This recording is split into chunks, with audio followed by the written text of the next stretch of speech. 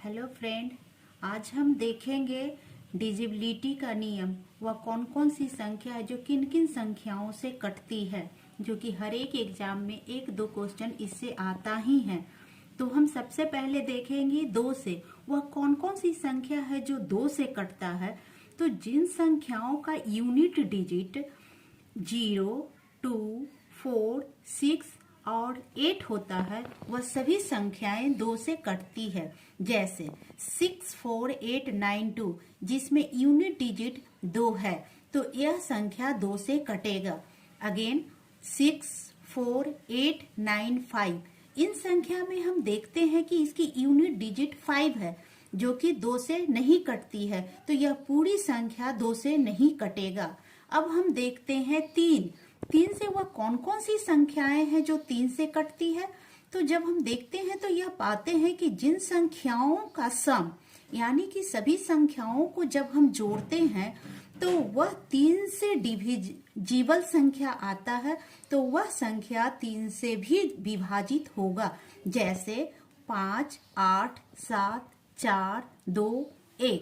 इन संख्याओं को जब हम जोड़ते हैं तो इसका सम आता है 27, जो कि 3 से विभाजक हो जाता है, तो यह पूरी संख्या भी 3 से विभाजित होगा।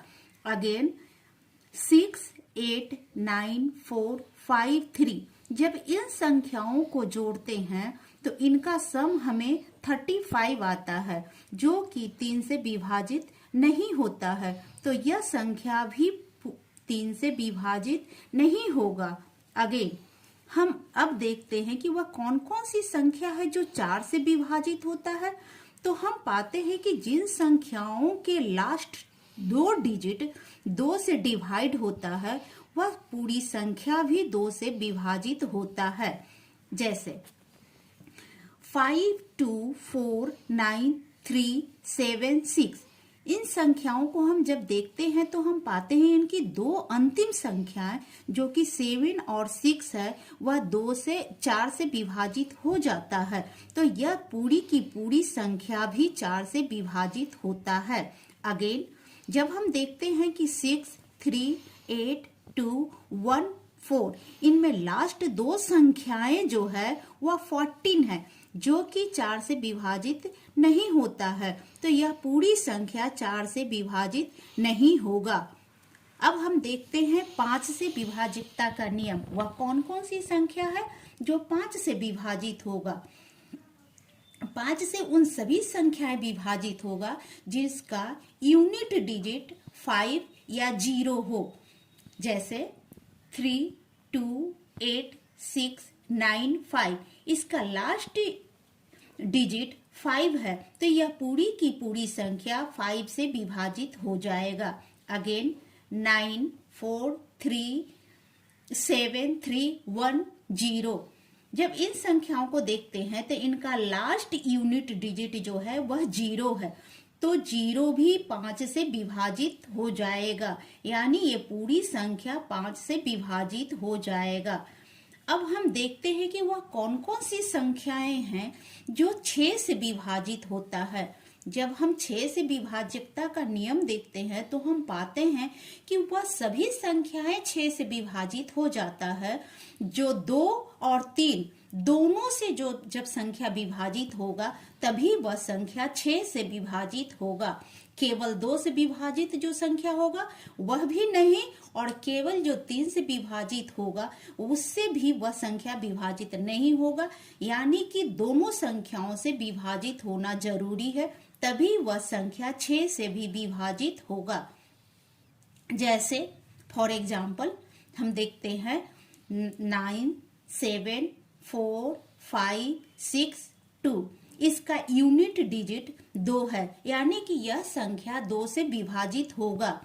लेकिन हमें देखना है कि 6 से विभाजित होता है कि नहीं होता है, तो 2 वाला रूल तो यहाँ फॉलो हो गया। अब हम देखेंगे कि क्या यह 3 वाला रूल को फॉलो कर रहा है। तो जब हम इन सभी संख्याओं का सम निकालते हैं, जैसे कि 9, 7, 4, 5, 6, 2, तो इनका सम आता है 33, जो कि 3 से विभाजित है, यानी कि यह संख्या अब 6 से विभाजित होगा। 7 से विभाजकता का रूल जो कि बहुत ही इंपॉर्टेंट है। 7 से विभाजकता का नियम हम जब देखते हैं तो इसका जब यूनिट डिजिट और शेष डिजिट, यूनिट डिजिट को हम डबल कर देते हैं, दुगना कर देते हैं। जो भी यूनिट डिजिट है उसको डबल कर कर शेष जो संख्या है उसमें से जब हम उन संख्याओं को घटाते हैं जिन संख्या को हमने यूनिट डिजिट के साथ डबल किया था, अगर वह संख्या 7 से कट जाती है उनका अंतर, तो वह संख्या भी 7 से विभाजित हो जाएगा। जैसे 371, इसमें इसका यूनिट डिजिट 2 है, 2 को हमने दुगना कर दिया और बाकी शेष संख्या 37 को माइनस किया तो हमने पाया कि यह 35 आया, जो कि 7 से विभाजित है। तो यह पूरी संख्या 7 से विभाजित होगा। फ्रेंड, मेरा वीडियो आपको कैसा लगा? अगर इसी तरह का आपको और वीडियो चाहिए तो आप शेयर करें, कमेंट करें और लाइक करें। Thank you.